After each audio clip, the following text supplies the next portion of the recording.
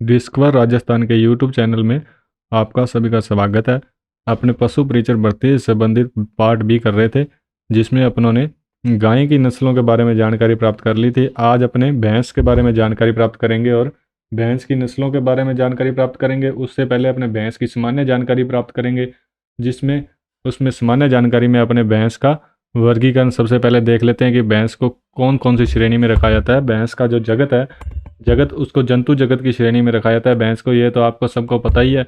उसके बाद भैंस का जो संघ संघ कोर्डेटा संघ की प्राणी है। उसके बाद वर्ग स्तनधारी वर्ग। उसके बाद भैंस का गण है जो ओर्टियोडैक्टाइला है, इसका गण ओर्टियोडैक्टाइला है। भैंस की कुल का नाम क्या है? बोविडी। भैंस की कुल का नाम क्या है? बोविडी। भैंस के वंश का नाम बुबेलस है। भैंस के वंश का नाम बुबेलस है। और भैंस की जाति क्या है? बुबेलस बुबेलस। ये जो जाति होती है यही इनका वैज्ञानिक नाम होता है। इनका वैज्ञानिक नाम भी क्या है? बुबेलस बुबेलस। उसके बाद अपने आगे भैंस की सामान्य शब्दावली या संबंधित उससे संबंधित जो भी शब्दावली है यूज़ होती है, जो कि उसके बारे में अपने देख लेते हैं। उसमें अभी आपको मैंने बता ही दिया भैंस का वैज्ञानिक नाम क्या है? बुबेलस बुबेलस। और उसके बाद अपने आते हैं कविंग। कविंग किसे कहते हैं? भैंस में प्रसव की प्रक्रिया। भैंस में प्रसव की प्रक्रिया को क्या कहा जाता है? काविंग कहा जाता है। काविंग कहा जाता है। उसके बाद सर्विंग। सर्विंग किसे कहते हैं? भैंस में समागम की प्रक्रिया, समागम, संकरण या क्रॉसिंग, इसे कुछ भी बोल सकते हैं, उसे क्या कहा जाता है? भैंस में क्रॉसिंग की प्रक्रिया को क्या कहा जाता है? सर्विंग कहा जाता है। बेलोविंग। बेलोविंग किसे कहा जाता है? भैंस के बोलने की आवाज़ को क्या कहा जाता है? बेलोविंग कहा जाता है। भैंस में गर्भ धारण की अवधि कितनी होती है? भैंस में गर्भ धारण की अवधि कितनी होती है? 310 दिन होती है। 10 माह 10 दिन। गर्भ धारण की अवधि 310 दिन, 10 माह 10 दिन। कैसीन। भैंस के दूध का रंग सफ़ेद होने का कारण क्या है? कैसीन। कैसीन। भैंस के दूध में क्या पाया जाता है? कैसीन पाया जाता है, जिसके कारण इसका रंग कैसा होता है? दूध का रंग सफ़ेद होता है। उसके बाद अपने देख लेते हैं क्या है? राष्ट्रीय पशु अनुवांशिक संसाधन ब्यूरो NBAGR, जो कि करनाल हरियाणा में है, उसके अनुसार भैंस की कुल 20 नस्लें जो कि पंजीकृत की गई है। भैंस की कितनी नस्लें पंजीकृत की गई है? 20 नस्लें पंजीकृत की गई है। विश्व की भैंसों को कितने भागों में? 2 भागों में बांटा गया है। इसमें एक है अफ्रीकन भैंस और दूसरा है एशियन भैंस। विश्व में सबसे ज़्यादा एशिया में ही भैंसों को पाला जाता है। ठीक है। उसके बाद गाय व भैंस का कृत्रिम गर्भाधान केंद्र कहाँ पर है? बस्सी, जयपुर ग्रामीण व जोधपुर मंडोर में स्थित है। गाय व भैंस का कृत्रिम गर्भाधान केंद्र कहाँ पर है? बस्सी, जयपुर ग्रामीण में और मंडोर, जोधपुर में स्थित है। उसके बाद अब अपने आगे देख लेते हैं भैंस कितने प्रकार की होती है। भैंस 2 प्रकार की होती है। एक तो होती है स्टैम्प बफेलो और एक होती है रिवर बफेलो। स्टैम्प बफेलो और रिवर बफेलो। जो स्टैम्प बफेलो होती है उसमें और रिवर बफेलो में क्या अंतर होते हैं ये आपको अभी बता देते हैं। स्टैम्प बफेलो जो होती है वो कितने, उसमें 48 गुणसूत्र होते हैं। स्टैम्प बफेलो में 48 गुणसूत्र होते हैं, जिसका यूज क्या होता है, किस लिए पाली जाती है? भैंस मांस उत्पादन में बाढ़ होने के लिए पाली जाती है। जो स्टैम्प बफेलो स्वैम्प बफेलो है, स्वैम्प है ये स्वैम्प बफेलो जो मांस उत्पादन में बाढ़ होने के लिए पाली जाती है। ठीक है। यह नस्ल कीचड़ में तैरना पसंद करती है। जो स्वैम्प बफेलो है ये कीचड़ में तैरना पसंद करती है। यह जो स्वैम्प बफेलो है ये वजन में हल्की होती है। यह वजन में हल्की होती है। इसको कहाँ पर पाला जाता है? चाइना, म्यांमार, थाईलैंड और मलेशिया व इंडोनेशिया में। स्वैम्प बफेलो कहाँ पर है? चाइना, म्यांमार, थाईलैंड, मलेशिया व इंडोनेशिया में। उसके बाद अगली कौन सी आती है? अगली आती है रिवर बफेलो। रिवर बफेलो की क्या विशेषता है? जो रिवर बफेलो है वो 50 गुणसूत्र पाए जाते हैं। रिवर बफेलो में 50 गुणसूत्र पाए जाते हैं। इसका दुग्ध उत्पादन के लिए पाला जाता है। रिवर बफेलो को किस लिए पाला जाता है? दुग्ध उत्पादन के लिए पाला जाता है। स्वच्छ जल में तैरना पसंद करती है। अब आप देखो रिवर को क्या कहा जाता है? नदी कहा जाता है ना, उसलिए तो रिवर में साफ जल होता है, इसलिए इसको स्वच्छ जल में तैरना पसंद करती है। कौन सी? River buffalo. ठीक है। भारत, पाक व मध्य एशियाई देशों में रिवर बफेलो पाई जाती है। कहाँ पर? भारत, पाकिस्तान और मध्य एशियाई देशों में रिवर बफेलो को पालते हैं। उसके बाद अब अपने आगे देख लेते हैं। आगे इससे संबंधित थोड़ी बहुत और अपने को जानकारी प्राप्त होगी, जो कि अपने इनसे पढ़ते हैं। विश्व में भैंसों की सर्वश्रेष्ठ नस्ल कहाँ पर पाई जाती है? जो विश्व में जितनी भी भैंसें पाई जाती है उनमें सबसे श्रेष्ठ नस्ल कहाँ पर है?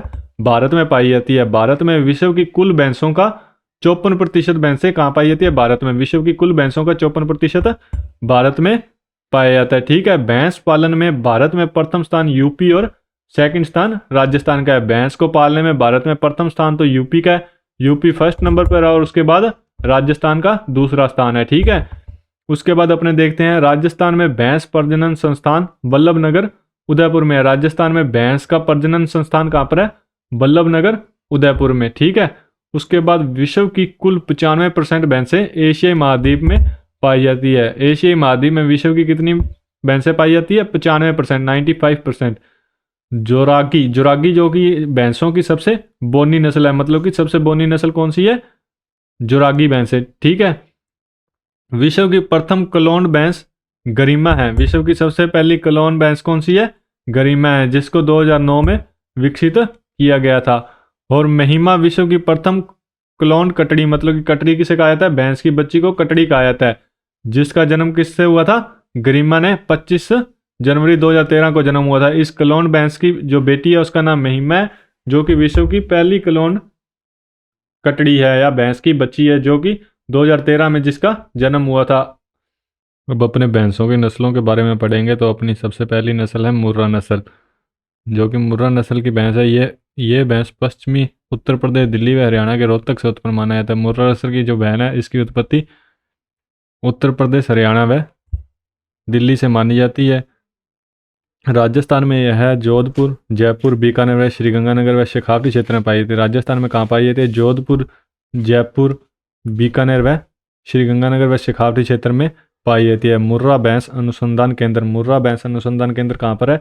कुम्हेर, भरतपुर में है। मुर्रा भैंस अनुसंधान केंद्र कहाँ पर है? कुम्हेर, भरतपुर में है। इस नस्ल को खुंडी व दिल्ली भैंस भी कहा जाता है। इस नस्ल को खुंडी व दिल्ली भैंस भी कहा जाता है। दिल्ली भैंस क्यों कहा जाता है? क्योंकि ये दिल्ली में पाई जाती है, इसलिए इसे दिल्ली भैंस कहा जाता है। और खुंडी, इनके जो सींग है वो मुड़े हुए होते हैं, इसलिए इसे खुंडी भैंस कहा जाता है। इसे खुंडी भैंस कहा जाता है। अपने मुर्रा नस्ल की भैंस देख लेते हैं। ये मुर्रा नस्ल की भैंस है, जो इसके सींग है, जो अभी आपको 2 मिनट रुको, इसके जो सींग है वो मुड़े हुए होते हैं, इसलिए इसे खुंडी भैंस भी कहा जाता है। उसके बाद अपने देखते हैं इसकी पूंछ।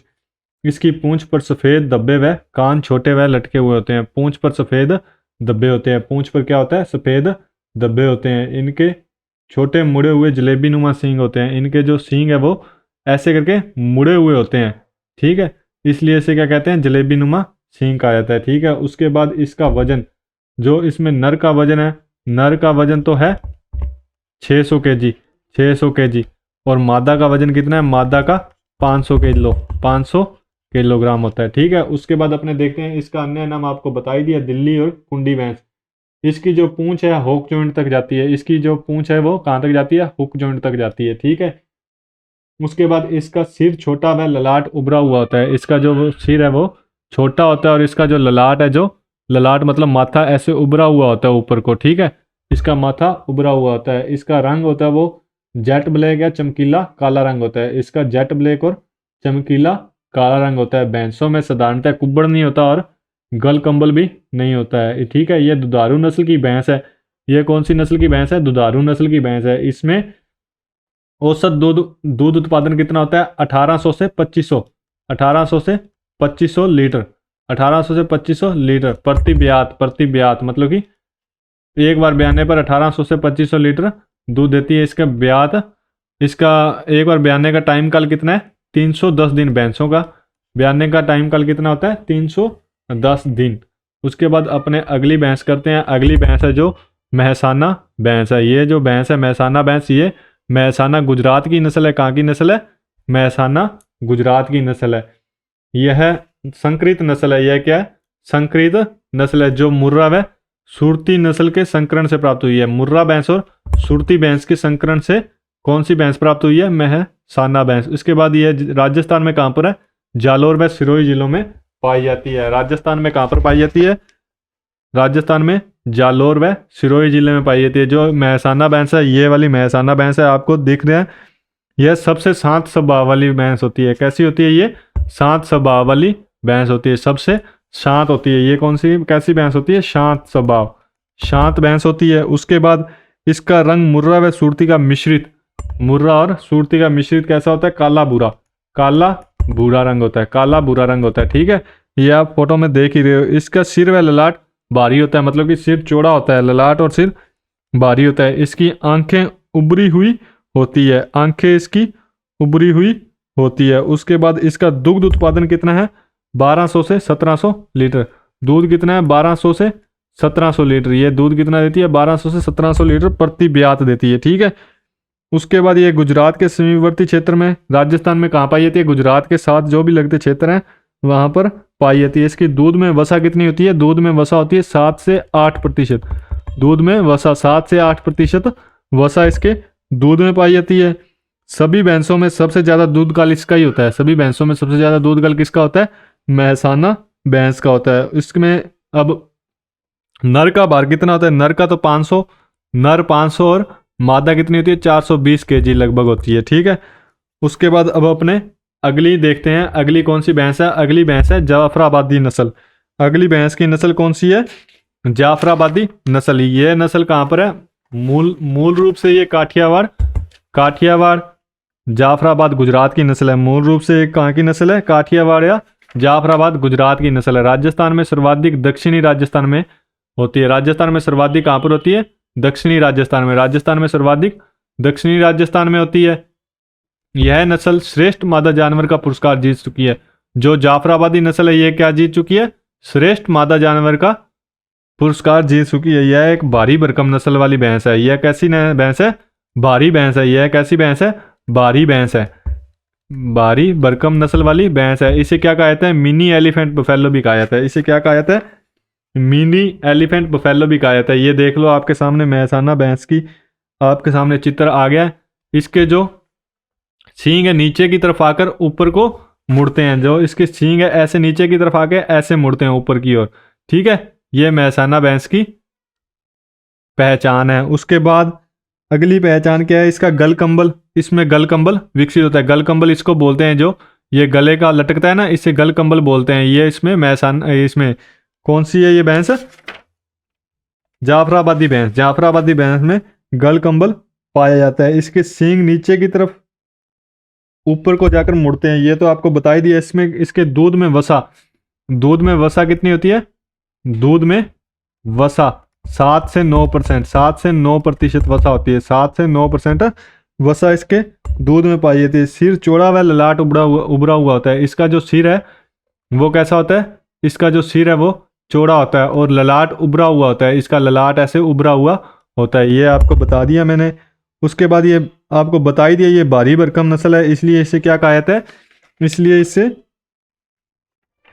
भारी भरकम नस्ल के कारण इसे क्या कहता है? मिनी एलिफेंट बफेलो भी कहा जाता है। भारी भरकम नस्ल के कारण इसे मिनी एलिफेंट बफेलो भी कहा जाता है। इसका रंग हल्का काला और स्लेटी रंग होता है। रंग कैसा होता है? हल्का काला व स्लेटी रंग। स्लेटी रंग होता है इसका, हल्का काला व स्लेटी रंग होता है। इसके बारे में आपको ये सामान्य जानकारी दे दिया। उसके बाद अपने अगली नस्ल पढ़ते हैं। अगली नस्ल है बदावरी। अगली नस्ल कौन सी है? बदावरी नस्ल की भैंस है अगली। इसकी उत्पत्ति कहाँ पर हुई है? बदावरी नस्ल की भैंस की इसकी उत्पत्ति हुई है यूपी के आगरा जिले का बदावर क्षेत्र, इसलिए इसका नाम बदावरी पड़ा है। आगरा जिले में बदावर क्षेत्र में हुई है। राजस्थान में ये कहाँ पर पाई जाती है? राजस्थान में सर्वाधिक ये भरतपुर व धौलपुर में सर्वाधिक पाई जाती है। राजस्थान में भरतपुर व धौलपुर में सर्वाधिक पाई जाती है। इसका रंग काला व तांबेनुमा होता है। इसका रंग काला व तांबेनुमा होता है। बदावरी का रंग कैसा होता है? काला व तांबेनुमा होता है। इस नस्ल में गर्मी सहन करने की क्षमता अधिक होती है। इस नस्ल में गर्मी के सहन करने की क्षमता अधिक होती है। अब अपने ये इसकी बदावरी भैंस है, ये आप देख लो आपके चित्र में दिया हुआ है। इसका रंग कैसा होता है? काला व तांबेनुमा। ये आपको बता दिया। इसकी सामान्य विशेषताएं आपको वापिस से एक बार रिपीट करवा देते हैं। इसका रंग कैसा होता है? रंग इसका होता है तांबेनुमा व काला, तांबेनुमा। उसके बाद अपने इसके बारे में क्या बताएंगे? यह एक बारवाहक नस्ल है। यह एक बारवाहक नस्ल है। बारवाहक नस्ल है। ठीक है, कैसी नस्ल है ये?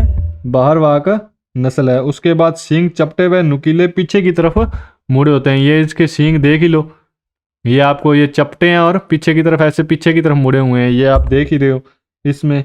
और राजस्थान में भरतपुर धौलपुर में पाई जाती है, ये आपको बता दिया। शरीर लंबा व फनाकार होता है। इसका शरीर ये कितना लंबा और फन आकार होता है, मतलब कि फैला हुआ होता है फन के आकार से, जैसे फन होता है ना उसकी तरह फैला हुआ होता है। इसमें दूध इसका 800 से 1200 लीटर, दूध कितना होता है 800 से 1200 लीटर प्रति ब्यात लीटर होता है। उसके बाद इसमें दूध में वसा की मात्रा कितनी होती है, वसा 12 से 14%, दूध में वसा कितनी होती है 12 से 14% होती है, दूध में वसा 12 से 14% होती है।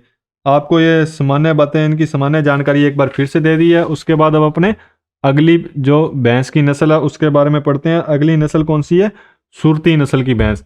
अगली नस्ल कौन सी है, सुरती नस्ल की भैंस। सुरती सूरत की नस्ल है, ये मूल रूप से गुजरात की नस्ल है। सुरती नस्ल की भैंस है जो, ये कहाँ की नस्ल है, गुजरात की नस्ल है।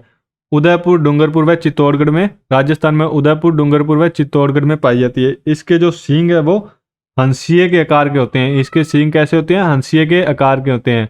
इसका अन्य नाम क्या है, चरोत्री और नणियादी। इसका अन्य नाम है चरोत्री और नणियादी। ठीक है, ये सुरती नस्ल की भैंस आपको अभी दिखा देते हैं। ये जो आपके सामने चित्र में दिखाई गई है ये कैसी है, ये सुरती नस्ल की भैंस है। इसका रंग भूरा व हल्का काला होता है। इसका रंग कैसा होता है आपको अभी बता देते हैं। इसका रंग भूरा व हल्का काला होता है। इसका रंग भूरा व हल्का काला रंग होता है। उसके बाद अपने इसकी और विशेषताएं देख लेते हैं। इसकी और विशेषताएं क्या है, हल्की व ये सामान्य श्रेणी की भैंस होती है। ये ज़्यादा भारी नहीं होती, हल्की व सामान्य श्रेणी की, हल्की व सामान्य श्रेणी की भैंस होती है, हल्की और सामान्य श्रेणी की भैंस होती है। इसके पूंछ के सिरों पर बालों का गुच्छा होता है। इसके जो पूंछ है उसके सिरों पर क्या होता है, बालों का गुच्छा होता है। ठीक है, इसमें औसत दूध उत्पादन कितना होता है, 1600 से 1700 लीटर, 1600 से 1700 लीटर औसत दूध उत्पादन 1600 से 1700 लीटर होता है। दूध में वसा कितना होता है, 60.5%।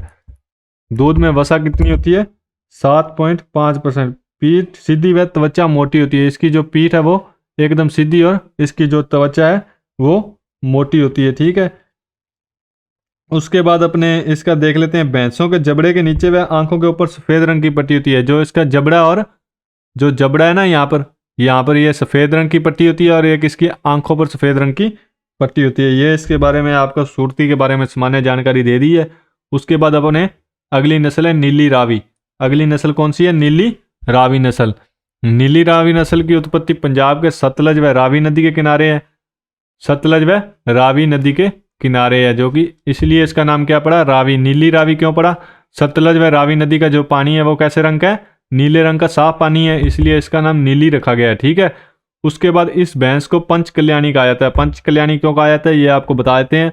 ये जो इसके पंच कल्याणी इसलिए कहा जाता है, इसके जो 4 पैर हैं, इसके जो 4 पैर हैं और ये इसका सिर है, ये वाइट रंग का होता है, इसलिए इसे पंच कल्याणी कहा जाता है। 4 पैर और इसका सिर सफेद रंग का होता है, इसलिए इसे क्या कहा जाता है, पंच कल्याणी कहा जाता है। ये कहाँ पर है, ये पंजाब के फिरोजपुर यूपी अमृतसर इस एरिया में ज़्यादा पाई जाती है। ठीक है, मुर्रा के बाद सबसे ज़्यादा दुधारू नस्ल की भैंस यही है।